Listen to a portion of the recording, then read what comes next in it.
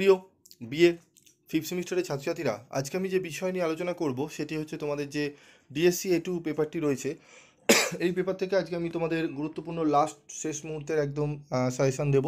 আমি প্রিভিয়াস ভিডিওতে আলোচনা করেছিলাম, তোমাদের সেম প্রশ্নই রাখি, কারণ আমি খুব একটা চেঞ্জেস করি না সাজেশান নিয়ে।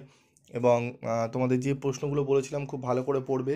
এবং তোমাদের আরেকটি কথা বলেছিলাম যে বাংলার এই পেপারটি তোমাদের কিন্তু খুব ভালো করে খুঁটিয়ে পড়তে হবে, নাহলে কিন্তু বাংলায় অনেক জায়গায় তোমাদের বলবে 100% কমন। এরকম কিন্তু আমি বলি না তোমাদের যে 100% কমন তোমরা বাংলায় পাবে, কারণ বাংলা সাবজেক্টটি একটু অন্যরকম হয়। তোমরা জানো, ছোটোবেলা থেকে পড়েছো।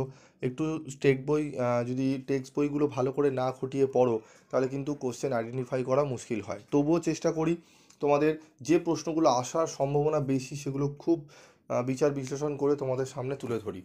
তো চলো দেখে নাও। তোমাদের প্রথম প্রশ্ন দেখো, সজারুর কাটা কাহিনীর নামকরণ কতখানি সার্থক হয়েছে তা আলোচনা করে বুঝিয়ে দাও, অথবা গোয়েন্দা কাহিনী হিসাবে সজারুর কাটা উপন্যাসের সার্থকতা বিচার করো। খুবই গুরুত্বপূর্ণ প্রশ্ন। এই প্রশ্নটি আসার সম্ভাবনা প্রবল রয়েছে, যদি না আসে অবাক হওয়ার মতো, কারণ প্রশ্নটি অত্যন্ত গুরুত্বপূর্ণ এই বছরের জন্য। সজারুর কাটা উপন্যাসের দেবাশিস ও দীপার বিবাহিত জীবন ও তার পরিণতির পরিচয় দাও।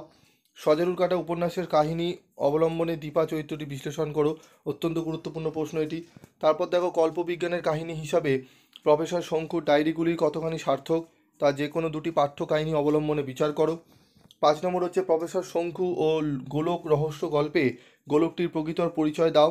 এই গল্পে গোলক রহস্যের সমাধান কিভাবে হয়েছিল বুঝিয়ে দাও। যেগুলো স্টার রয়েছে সেগুলো ভালো করে রিভাইজ করো।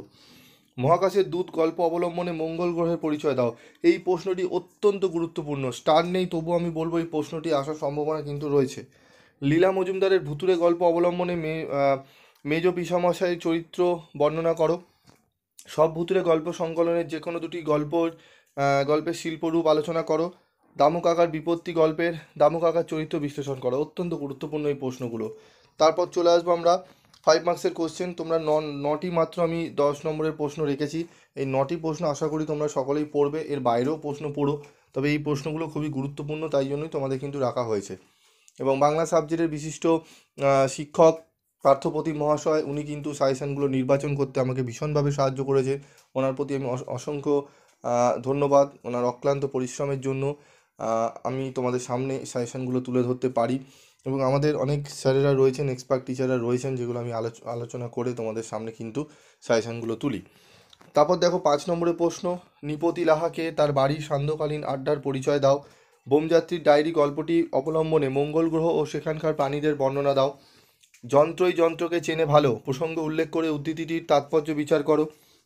ব্যোমকেশ কীভাবে বুঝতে পারেন প্রবালী আসল আত্মত্যায়ী তা আলোচনা করো। সজারুর কাটা উপন্যাসে উপক্রম অংশটির উপযোগিতা সংক্ষেপে আলোচনা করো। শঙ্কু ও আদিম মানুষ গল্পে আদিম মানুষটির কী পরিণতি হয়েছিল তা লেখো। প্রফেসর শঙ্কু ও ম্যাকাও গল্পের ম্যাকাওয়ের সংক্ষিপ্ত পরিচয় দাও।